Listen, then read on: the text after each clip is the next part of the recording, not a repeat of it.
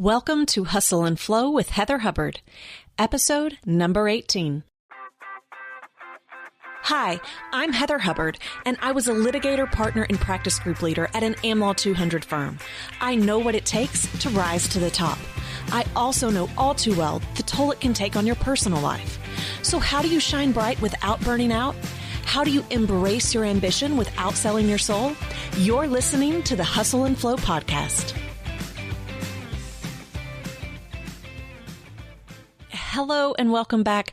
I am your host, Heather Hubbard, and today we are talking about when it's time to change jobs.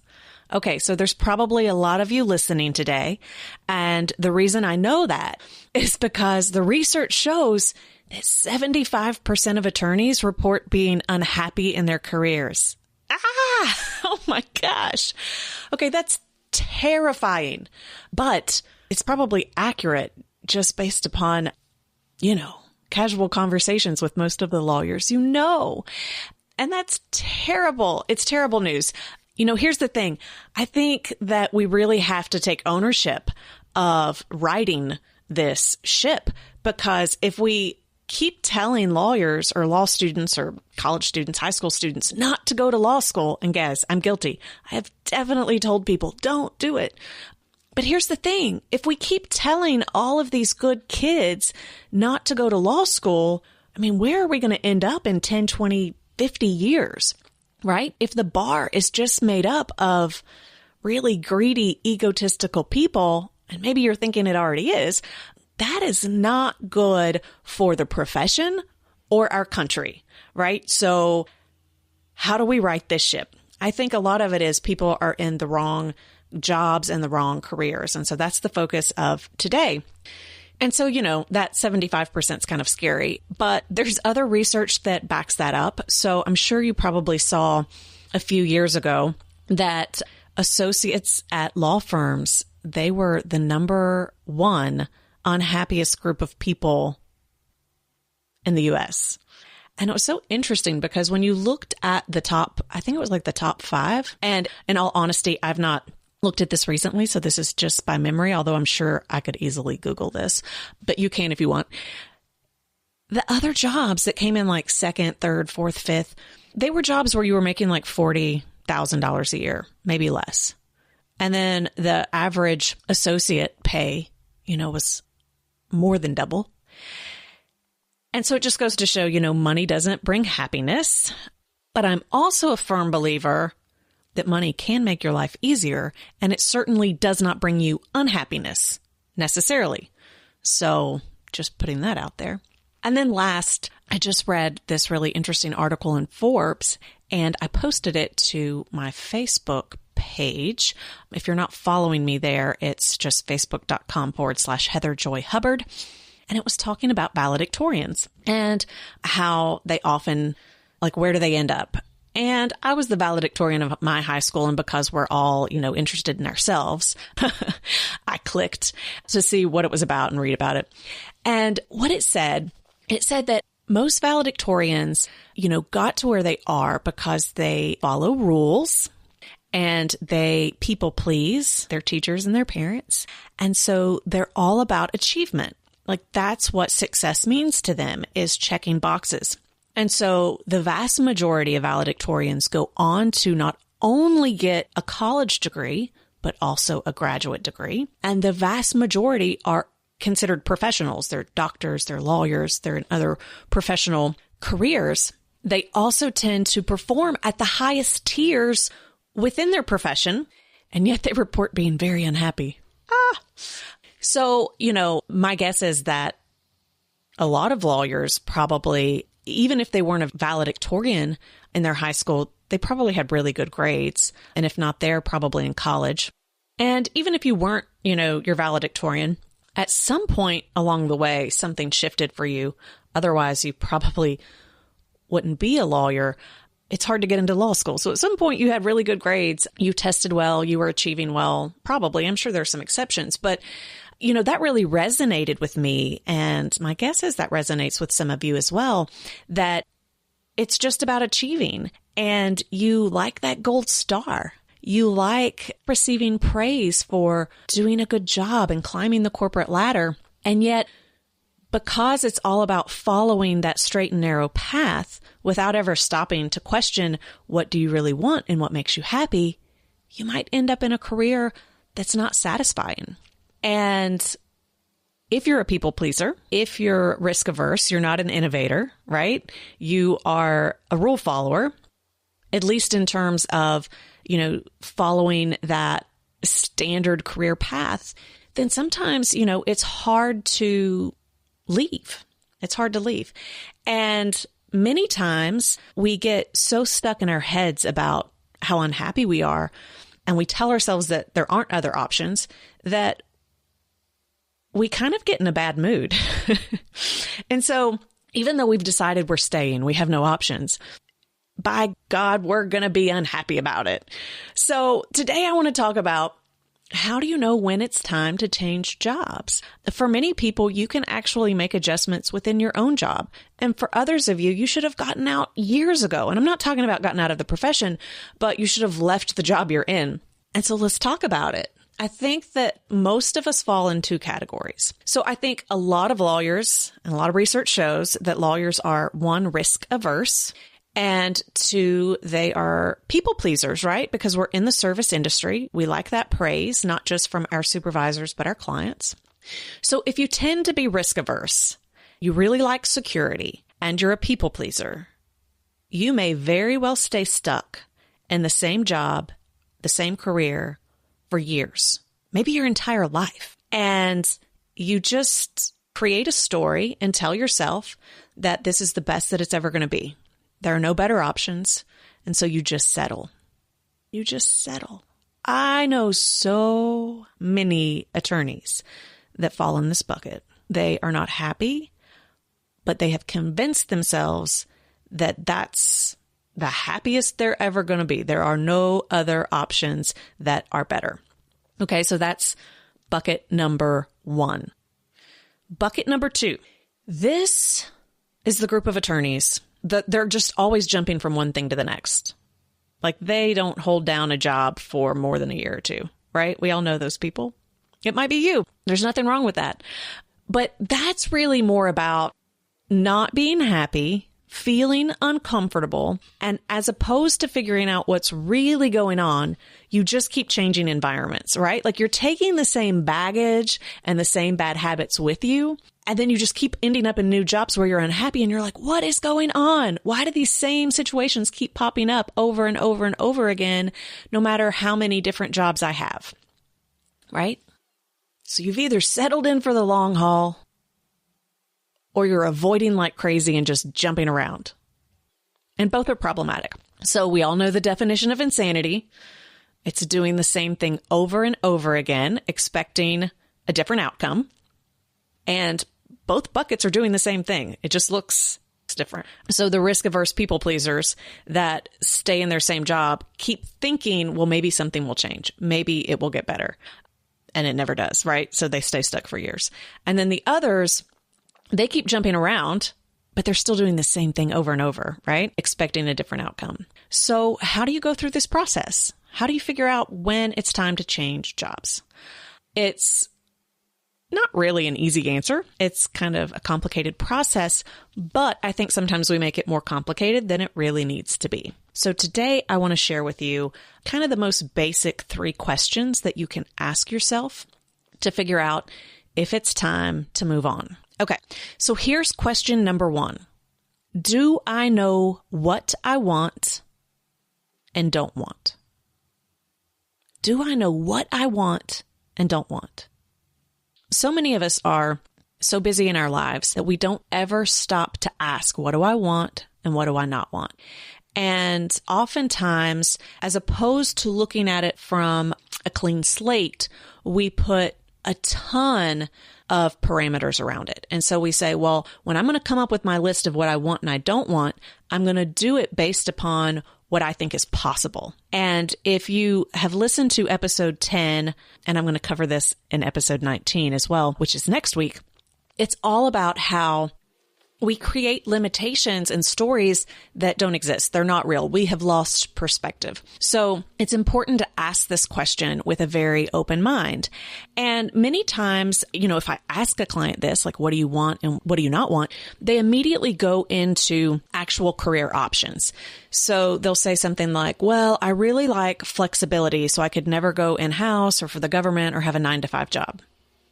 And that may or may not be true, but you're jumping to a conclusion, right? Like, you're not staying in the moment of actually exploring what you want and you don't want. You're saying, well, this is what I want and therefore this won't work. I hope that makes sense. So try to stay away from jumping to conclusions and just focus on what you want and don't want, completely unrelated to how that might impact your ability to seek another job. Okay. So in that example, maybe what you want is flexibility. I would then press you to tell me why. Because oftentimes we think that we want something when that's really not our biggest motivator at all. It's just what makes our current life bearable. So we think that that's a must, but it's honestly just a must in your current job. So getting clear on what you want and why is really important. And then what is it that you don't want? So again, often clients will come and say, well, I don't want an in-house job because it won't make as much money and I don't have the flexibility. Okay, that's not what I'm talking about, because if you've never been in-house, you really don't know if that's what you want or you don't want. But what I hear you saying is that you don't want to take a pay cut and you don't want to give up your autonomy and authority to create your schedule. And that may or may not be right, but it's important to get feedback on that. So, you can do this with a friend, you can do this with a coach, or just try to be a neutral observer with yourself. Write your answers down and then kind of, ask, so is this what you're really meaning by that? Anytime that you've jumped to a conclusion, you need to take a step back. You really want to get to the core motivators, the core reason why you think you want and don't want certain things. So generally, it's not, I know I want an in-house job doing this work, or I know I want to be doing this practice area. Again, that very rarely is what's going to make you happy or unhappy in your job. You want to get a little bit more granular than that. So for example, you might want to be able to have dinner with your kids every night of the week. You might want to work on intellectually challenging issues. You might want the opportunity to work from home. There are a million different answers to what you want, and it's different for everyone. Getting clear on what you want and why, because again, sometimes you find out that what you think you want is not really the issue, it's an underlying issue. That is really important. And then knowing what you don't want. So this is being able to identify, and this is critical, and this is where a lot of people make mistakes, being able to identify why you're unhappy right now, right? So if you've been in a job where you're stuck for years, or you've been jumping from job to job every, 12 to 24 months, what is it about those jobs that you don't like? Is it the work you're doing? Is it the people that you're around? Is it the stress caused by the type of work that's being done? Is it being on call 24/7? Right? What is it? And again, you may not get this right, because sometimes we don't have really good perspective. We don't have a good handle on what's actually going on, but it's important to try to figure out, what is it in your current situation that you don't like and you do not want to repeat again? So if you don't like the people you're working with, then it's really important to figure out, how do you avoid that when you're looking for another job? And if it turns out that you just don't get along well with others, you got to take a look at that. It doesn't mean you have to change. It just means that maybe you're not working in a job where there's a ton of teamwork or collaboration. So getting clear on what you want and don't want is really step number one. Because if you don't know that, I can promise you, you will stay stuck, or you will keep jumping around and around and around without ever really being happy. So that's step number one. Okay, so once you know what you want and don't want, number two is there something I can change or do differently? Okay. So let's say that, one of your biggest priorities from your want and don't want list is being able to have dinner with your children every night of the week. And right now, let's say it's only happening twice a week. Okay. So if you're a partner in a large law firm and you think that just moving, right, just changing jobs to in-house 9 to 5 is going to allow you to have dinner with your children 5 nights a week, that may or may not be true. That may or may not be true. And if that's the biggest issue that you're facing, you may be able to fix it. So the question is there something you can change or do differently? So many times, this goes back to creating stories in our head. We say, well, I have to put in the FaceTime, or my clients expect me to be available until 7 p.m. Or, I've just got so much work to do that I have to stay. Okay, well, that's where you can take some ownership. If you otherwise really like your job, there's no reason to leave and go to an in-house job to have dinner with your kids if, in fact, you can just start trying to create boundaries. Now, it's a scary proposition, but what if you say you're leaving the office every day at 5 and you try it out for 2 weeks? Like maybe it's just getting out of your comfort zone, and that can be hard and scary. But if you work through it and then realize, oh, it's not actually a big deal at all, I just assumed it would be a big deal, that may solve your problem. This applies with everything. Look at your what you want list and say, is there something that I can do or change that might impact that might make it better? So if I want it and I don't have it, what can I do differently to try to make it happen? And if there's something I don't want, maybe it's working with a certain client or difficult clients. Well, what if you stopped working with that client? What if you fired those difficult clients?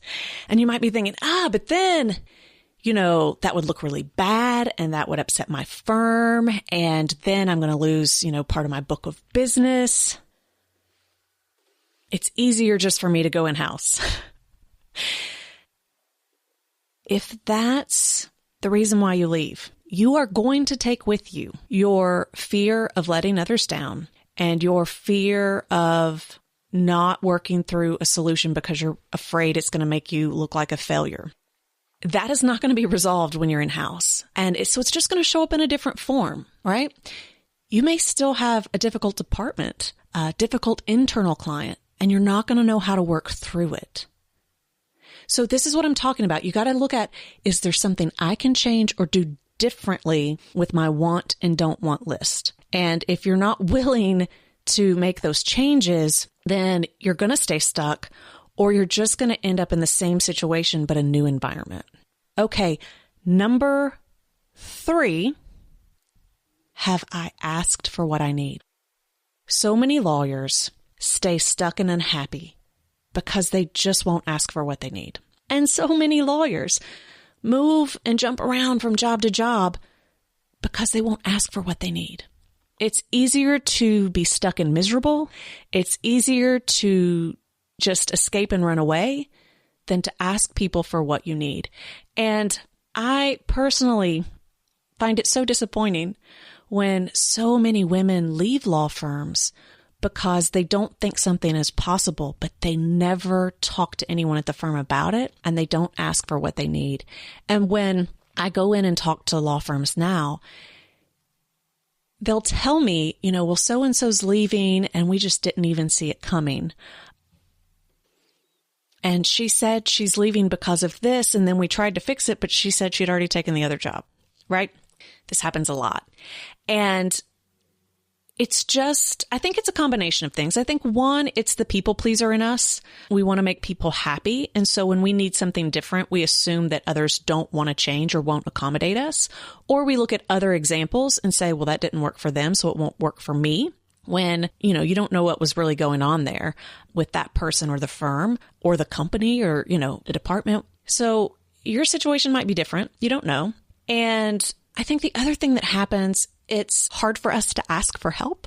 It's hard to ask others to meet us where we are. And we would rather just say, well, I guess it's my problem and try to solve it on our own, as opposed to asking for someone to meet us halfway. And so many law firms and companies think that attorneys are great and amazing but they don't even know that you're considering leaving. And so before you jump ship, I always encourage people to, one, take ownership for what they can change, right? That goes back to number 2, but also to ask for what you need. And guess what? They may not be able to, or they may not be willing to. That's okay. But at least you asked. You gave them the opportunity to try to make it right.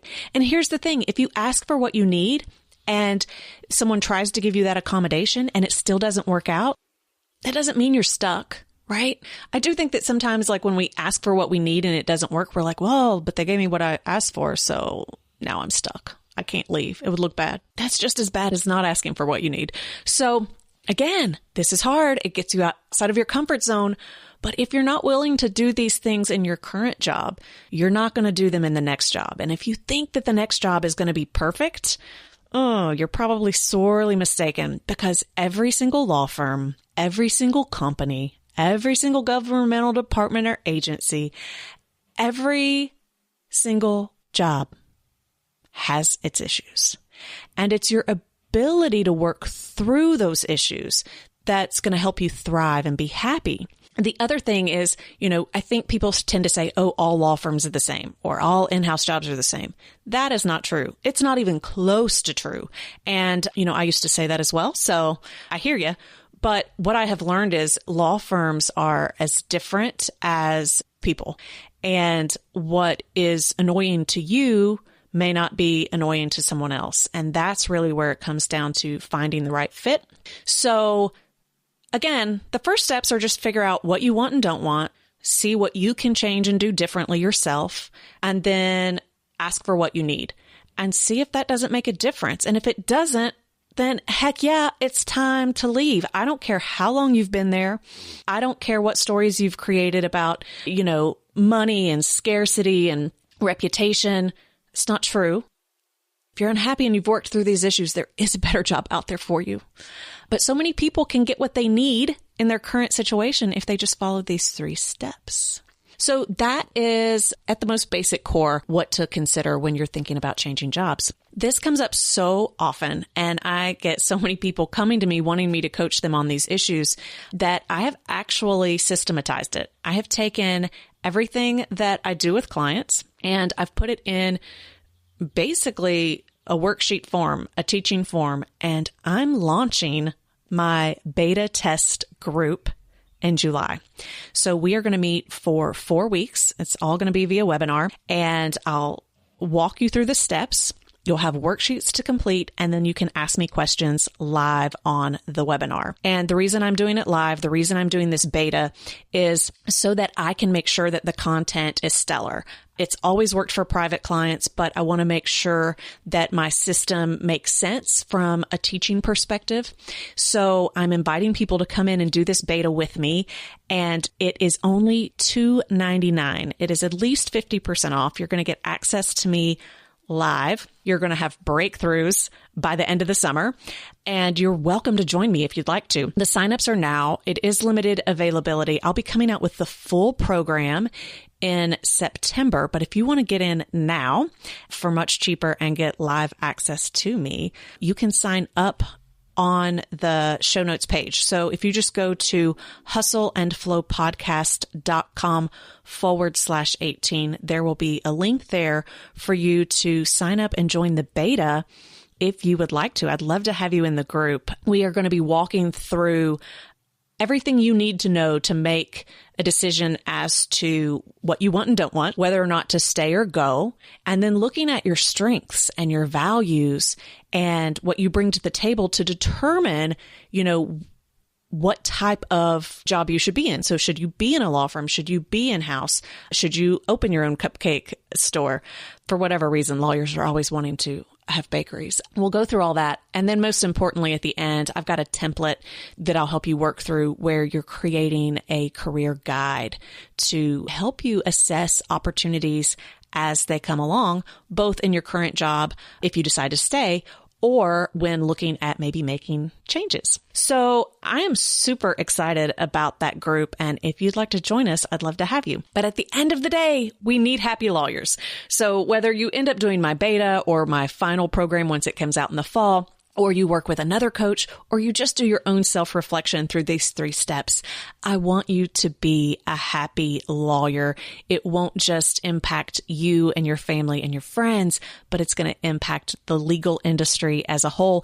And I am on a mission to improve the success and satisfaction of the legal bar as a whole. All right, that is it for today. I will see you next week when we talk about mindfulness. Are you feeling stuck or frustrated in your career? Are you exhausted from trying to balance so many competing demands? Do you have big dreams and goals, but no time to focus on them? Then join me in a small group of female attorneys for the Life and Law in Balance retreats at Miraval. They're coming up in June and September. To learn more and register, go to lifeandlawinbalance.com. I'd love to meet you there.